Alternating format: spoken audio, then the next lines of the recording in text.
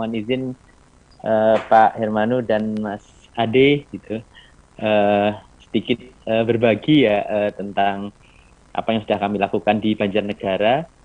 Saya izin share screen. Mohon maaf, ini backgroundnya tadi agak bermasalah, jadi tidak saya pasang. Gak apa-apa, Mas.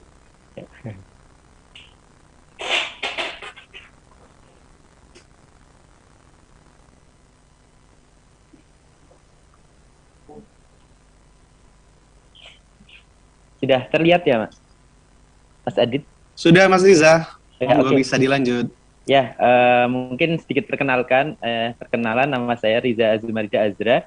Tadi betul kata Mas Adit, saya background keilmuannya teknik elektro ya, gelar saya ST gitu, sarjana teknik, tapi sekarang sudah berubah jadi sarjana telo gitu ya, ST-nya, karena bergelut di dunia ketela gitu.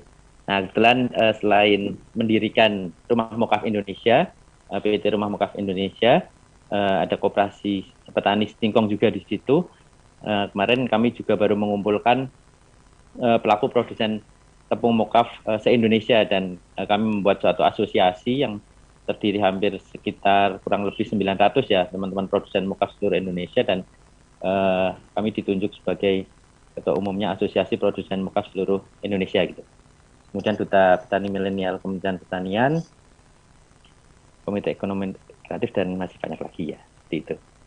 Terus, nah sebelum saya masuk ke dunia pertanian, saya akan sedikit menjelaskan tentang apa itu pertanian dan ada hubungannya dengan sosiopreneur itu yang kami lakukan di Banjarnegara. Dalam artian ada kolaborasi antara pertanian, petani, terus kemudian nanti kami membuat komunitas pengrajin ibu-ibu, kelompok wanita tani, terus kemudian anak-anak muda berkolaborasi membentuk ekosistem sosiopreneur.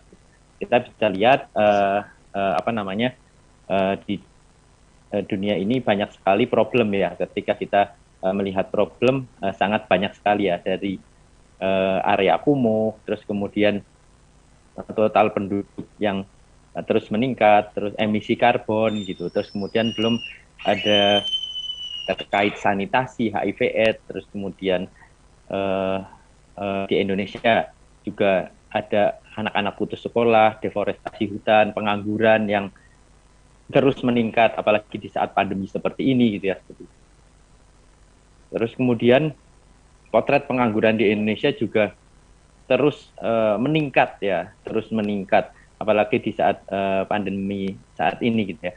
Terus kemudian terkait infrastruktur dan budaya kewirausahaan, karena nanti tadi Mas Adi juga sempat menyampaikan bahwa kita bisa menanam gitu, tapi menjualnya kemana gitu ya, seperti itu.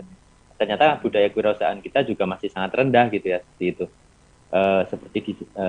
Ketika dibandingkan dengan Singapura pun masih sangat jauh ya, seperti itu. Padahal prospek cerah pasar Indonesia sangat menggiurkan dunia gitu ya, itu dari tahun 2009 sampai diprediksi tahun 2025 akan terus meningkat gitu ya.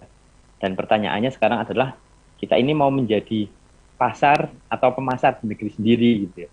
Dalam artian kita tuh akan hanya menjadi penonton atau konsumen produk-produk dari berbagai macam negara masuk ke Indonesia, produk-produk pangan gitu, pertanian masuk ke Indonesia, kita melihat, hanya menonton, melihat, kemudian mengkonsumsi saja. Gitu. Apakah kita akan hanya seperti itu, atau kita akan mengambil peran sebagai seorang petani muda yang bertani dan menjual hasil pertaniannya, dan bisa memberikan dampak ataupun kesejahteraan terhadap petani yang itu. Nah, membuka akses pasar, memberi kesempatan kepada petani kecil untuk mendapatkan harga yang lebih baik. Tentunya dengan kolaborasi, saling menguatkan satu sama lain. Masih banyak sekali peluang yang bisa kita lakukan, seperti itu. Nah, ini tentang wirausaha sosial. Yang jelas sebelum nanti saya masuk ke apa yang sudah kami lakukan di terkait pertanian singkong ya, lebih spesifik ke pertanian singkong. Yang jelas ketika kita ingin terjun ke dunia pertanian tanpa berbasis sociopreneur, kita harus paham social mission atau goal-nya itu mau kemana gitu ya, seperti itu.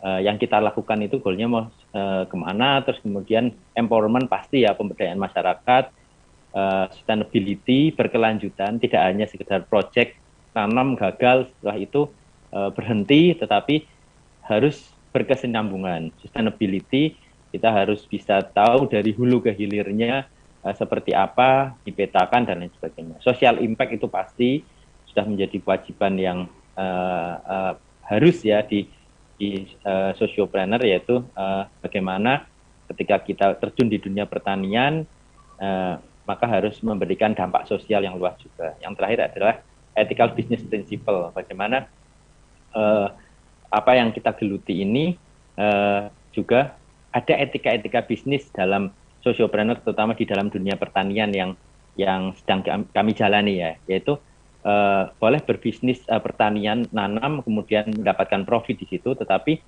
bisnis yang berkeadilan, gitu. Tidak mengeksploitasi petani, tidak mencemari lingkungan, tidak merusak hutan, gitu ya, tidak melakukan penggundulan hutan karena pertanian yang kita lakukan, gitu. Ada ethical business principle, atau kita bisa menyebut dengan bertani yang memperhatikan daya dukung alam, gitu. Jadi alam tetap berkesinambungan dalam artian tetap stabil ya, seperti itu.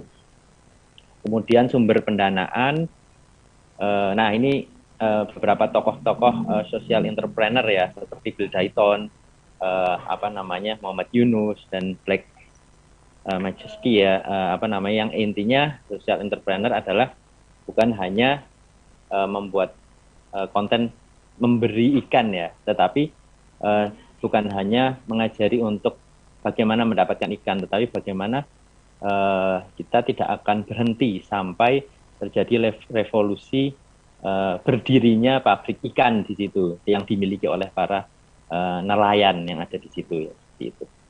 Ya, kemudian saya masuk ke tepung mokaf. Ini kami inisiasi di tahun 2014 ya. Kami membuat perusahaan namanya Rumah Mokaf Indonesia. Mokaf itu singkatan dari Modified Cassava Flour, tepung singkong yang termodifikasi, yang memiliki karakteristik hampir sama dengan tepung terigu ya, seperti itu. Memiliki karakteristik yang hampir sama dengan tepung terigu ya. Awalnya karena saya senang bersosial gitu ya, waktu 2013-2014 itu saya senang ke desa-desa ya. Waktu itu kami punya komunitas namanya Sekolah Inspirasi Pedalaman, karena waktu itu kampung halaman kami di Kabupaten Banjarnegara itu indeks pembangunan manusianya termasuk yang paling rendah di Jawa Tengah. Banyak anak-anak putus sekolah salah satunya gitu. Kemudian saya setiap hari weekend itu Sabtu Minggu sama teman-teman anak-anak muda kami gerakan untuk menginspirasi anak-anak yang putus sekolah gitu ya, seperti itu. Terus kemudian di suatu saat ketika kita sedang menginspirasi anak-anak itu ada petani singkong yang datang ke kami sambil menangis karena harga singkong waktu itu 2014 itu 200 perak per kilo gitu kan. Harganya 200 perak per kilonya gitu. Sehingga singkong dibiarkan berhektar-hektar membusuk di lahan-lahan gitu ya. Singkong dibiarkan tidak dipanen, karena kalau dipanen malah rugi ya gitu ya, untuk biaya ongkos panen, ongkos transport dan lain sebagainya. Sehingga singkongnya dibiarkan membusuk di lahan-lahan. Nah, dari situ saya yang backgroundnya sarjana teknik elektro gitu ya, terus kemudian tergerak hatinya bagaimana bisa sedikit membantu menyelesaikan persoalan petani singkong gitu ya, seperti itu. Nah, dari situ kami melihat ternyata ada 3 permasalahan yang waktu itu kami petakan. Yang pertama, ternyata singkongnya itu harganya sangat murah ya gitu ya. Petani tidak bisa memasarkan ketika sudah kita ajarin untuk membuat mockup gitu. Terus kemudian singkat cerita, akhirnya saya belajar dari nol nih, mencoba untuk konsultasi, karena background saya teknik elektro, saya konsultasi dengan pakar, praktisi, akademisi tentang singkong. Kemudian sangat banyak yang menyarankan untuk mengolah dari singkong menjadi tepung mockup, katanya pangan masa depan. Saya belajar dari nol sampai bisa. Akhirnya saya ajarkan petani-petani di desa-desa itu. Terus ternyata problem yang pertama, setelah petani ini bisa membuat mokaf gitu, ternyata tidak bisa memasarkan mokaf itu sendiri gitu ya, seperti itu. Eh, apa namanya, quality controlnya juga naik turun dan lain sebagainya. Terus yang kedua, ternyata ada problem di desa tersebut. Ibu-ibu rumah tangga, istrinya para petani itu ternyata ibu-ibu rumah tangga menganggur di desa-desa gitu ya, seperti itu. Terus yang ketiga, pemudanya yang tadinya relawan ya, setelah inspirasi pedalaman yang kami gerakan itu, dan akhirnya membantu mendampingi petani singkong ini, relawan yang sifatnya adalah benar-benar relawan gitu. Dalam artian tidak ada tidak digaji, keluar energi, keluar pikiran, tenaga, tetapi tidak ada pemasukan, sehingga relawannya lama-lama berkurang karena mereka harus mencari pekerjaan di tempat lain, hanya sekedar hobi. Nah, dari tiga permasalahan tersebut, akhirnya kami mencoba menggabungkan antara sosial dan bisnis menjadi sosiopreneur gitu ya. Bagaimana menggabungkan antara kegiatan sosial dan kegiatan bisnis menjadi sosiopreneur, sehingga ada kolaborasi di situ ya, dalam artian petani bisa fokus menanam singkong, ibu-ibu yang tadinya menganggur di desa-desa bisa terberdayakan dengan mengupas singkong, memotong dan mengolahnya menjadi chip mokaf. Terus kemudian anak-anak mudanya ini bisa melakukan packaging, branding, pengemasan, quality control sampai pemasarannya seperti itu. Terus kemudian, nah ini penggabungan antara sosial dan bisnis menjadi sosiopreneur gitu ya, gimana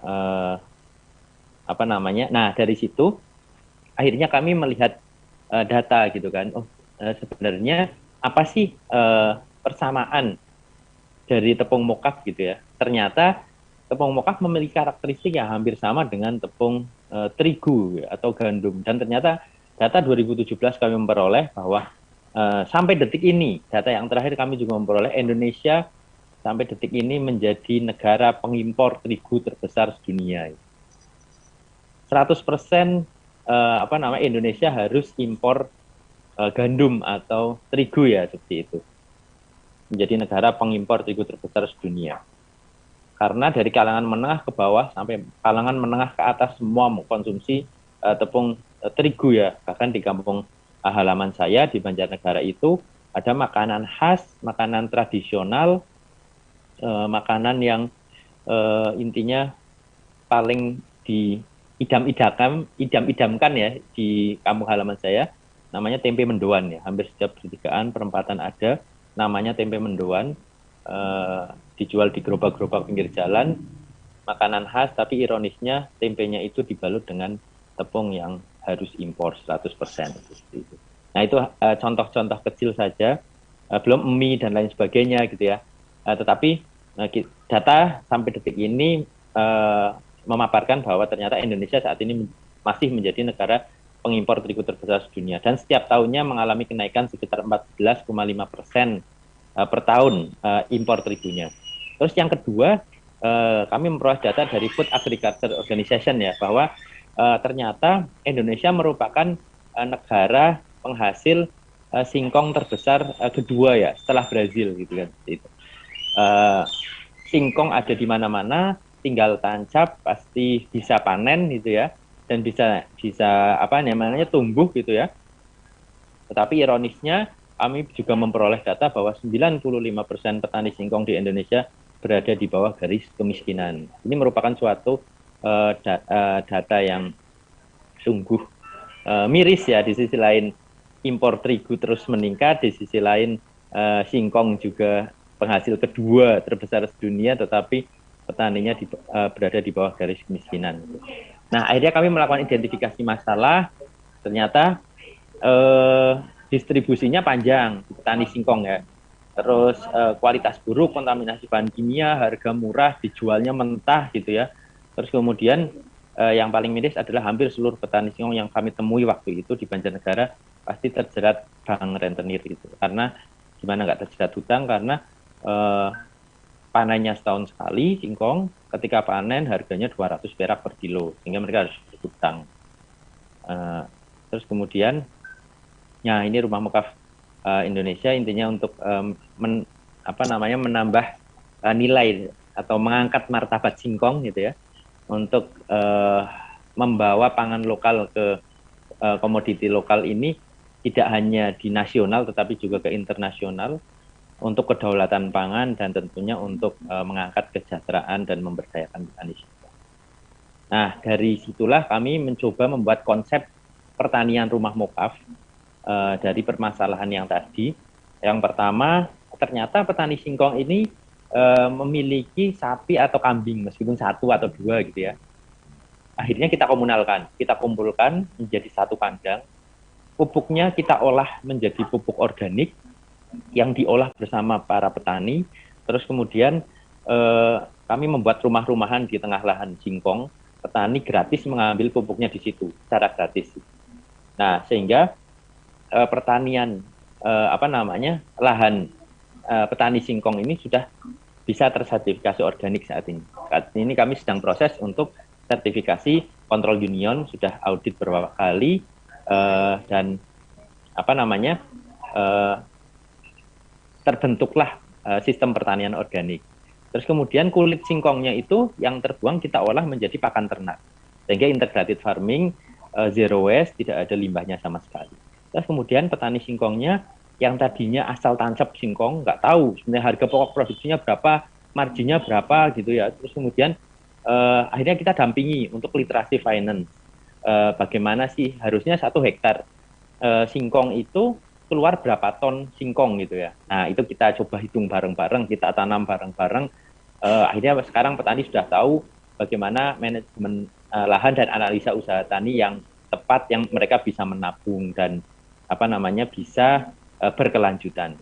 Nah, yang terakhir ini yang menjadi selain teknologi terbarukan gitu ya, yang terakhir yang menjadi ruh gerakan kami adalah demokratisasi ekonomi berkeadilan milik rakyat. Dalam artian kami selalu menentukan harga pokok produksi dan margin secara bersama-sama dengan petani dan pengrajin mokaf gitu ya. Dalam artian petani itu tahu harga mokaf yang kita jual di retail toko-toko modern, terus kemudian mokaf yang kita ekspor gitu, itu petani tahu.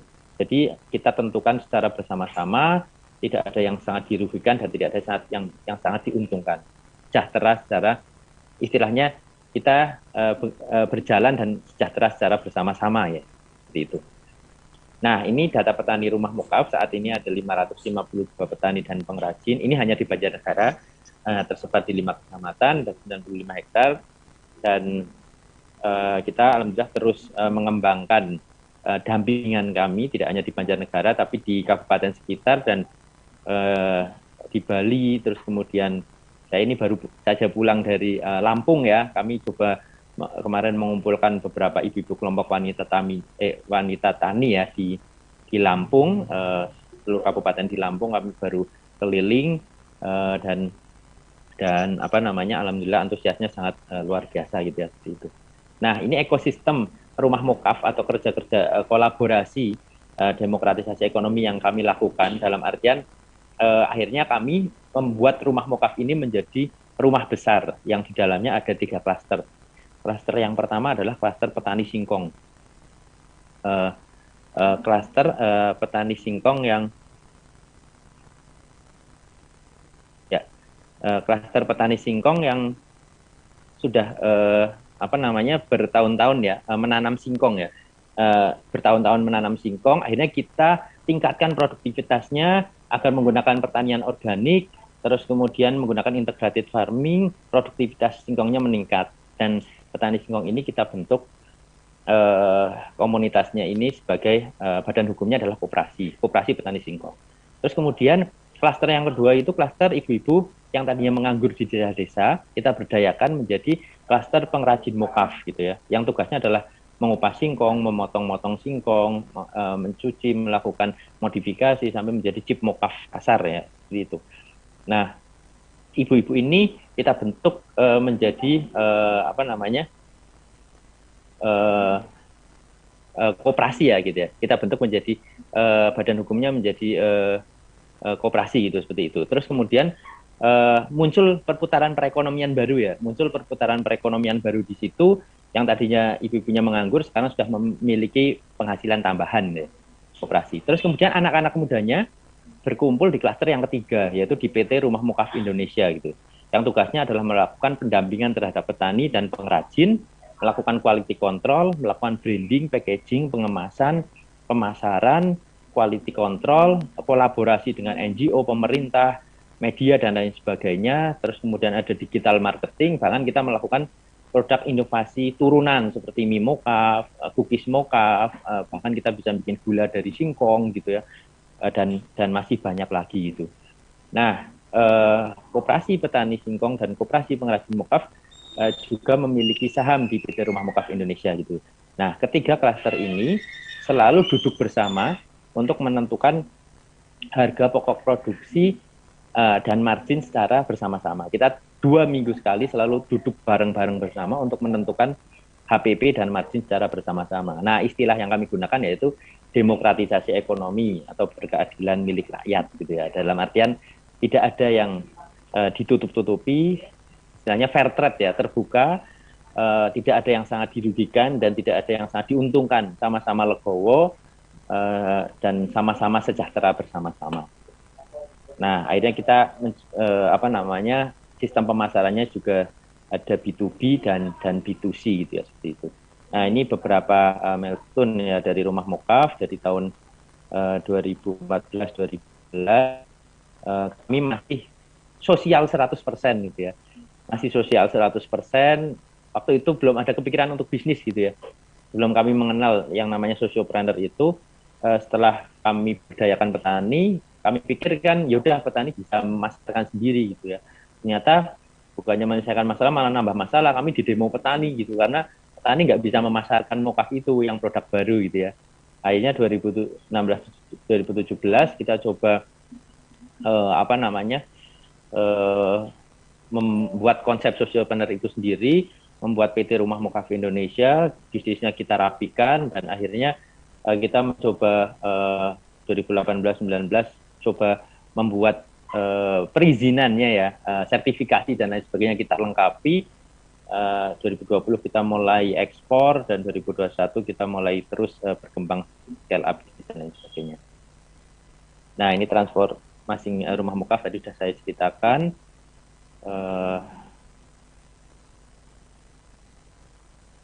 Ini mungkin nanti bisa ini karena waktunya sudah habis. Nah, ini beberapa kegiatan kami.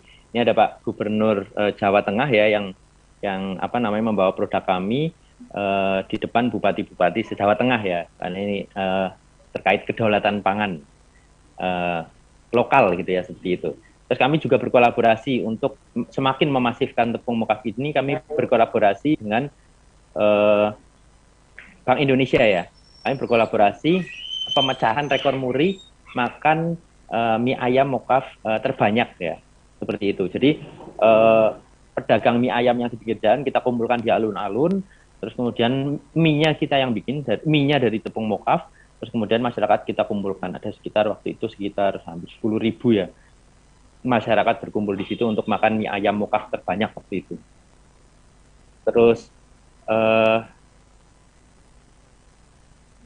nah, ini beberapa kami kolaborasi dengan beberapa menteri gitu ya. Ada Pak Muhadjir Effendi, ada Pak Syahrul Yassin Limpo, terus ada Bu Dirjen Kementerian Perindustrian, dan kami pernah kolaborasi juga dengan waktu itu Prof. Din Samsudin masih menjadi ketua MUI ya pusat ya, dan diteruskan oleh ketua MUI berikutnya juga terkait jihad menegakkan kedaulatan pangan waktu itu. Terus kemudian nah, ini beberapa kegiatan kami juga dengan Pak Menteri Kemenparekraf, ada Pak Erick Thohir gitu ya, Pak Teten Mas Duki, terus Pak Sandiaga Uno, Pak Luhut, Pak Mahfud gitu, semua mendukung tentang mokaf menjadi salah satu kedaulatan pangan di Indonesia ya, seperti itu. Ini ada Pak Menteri Perindustrian yang juga. Nah, ini beberapa produk-produk kami, salah satunya yang ternyata semua yang dari tepung terigu itu bisa diolah dari tepung mokaf, bahkan lebih sehat ya karena gluten free dan rendah indeks glikemik ya, seperti itu. Ini beberapa artis-artis yang mendukung kami seperti ada Via Valen dalam rangka mempromosikan pangan lokal ya, ada Andin, ada Ran dan Bang Andi F. Noyan. Nah ini beberapa produk-produk kami, ada tepung, ada cookies, ada mie ya, ada pie, ada egg roll, lidah kucing, kastengel nastar gitu ya, dan bahkan gulanya pun dengan gula yang terbuat dari gula singkong cair yang bagus untuk penderita diabetes gitu ya. Gitu.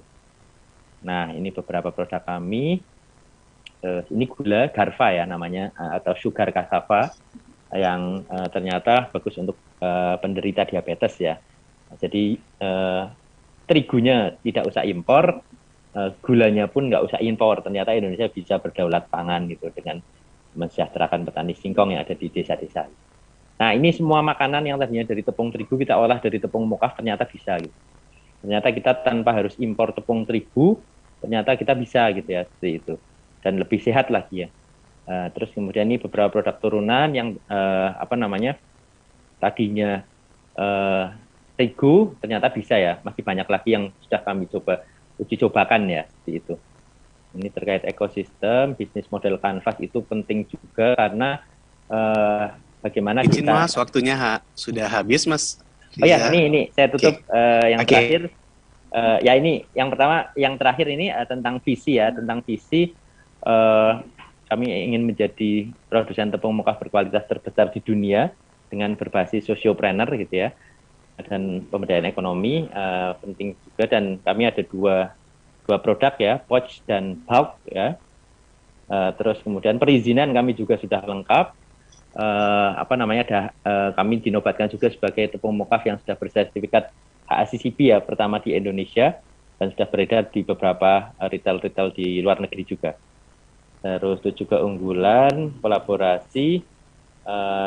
Mungkin yang terakhir ini, saya ingin sampaikan yang terakhir. Yang pertama, dampak setelah rumah mokaf dari 2014 sampai sekarang, 1 kilo singkong yang tadinya 200 perak per kilo gitu ya. Sekarang kita bisa menjual minimal dengan kesepakatan para petani, bisa kita beli dengan harga 1.500 per kilo. Dengan minimal 1.500 per kilo.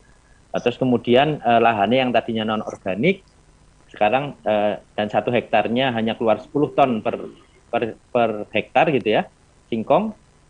Terus kemudian sekarang lahannya itu 1 hektar bisa keluar 30 ton singkong ya, terus organik 100%. Terus penghasilan petani yang tadinya tidak terukur, sekarang penghasilan petaninya sudah bisa meningkat 100%, petani sudah bisa menabung dan terlepas dari bank-bank rentenir gitu ya. Terus limbahnya terabaikan, sekarang integrated farming dan zero waste. Pasarnya yang tadinya lokal, sekarang sudah nasional dan internasional. Ini beberapa kegiatan. Nah, ini ironisnya beberapa negara-negara yang kami datengin, seperti California, Kanada, Rusia, Belgia gitu, ternyata tepung mokaf yang gluten free ini menjadi primadona dan dicari oleh banyak orang di sana gitu ya. Nah, ini kami membuat rumah mokaf resto juga, yaitu restoran yang semuanya berbahan dasar tepung mokaf. Dan ini tim kami semua masih anak-anak muda semua, milenial semua, beberapa lulusan dari luar negeri yang mau untuk balik kampung ke desa untuk membantu petani singkong yang ada di desa gitu.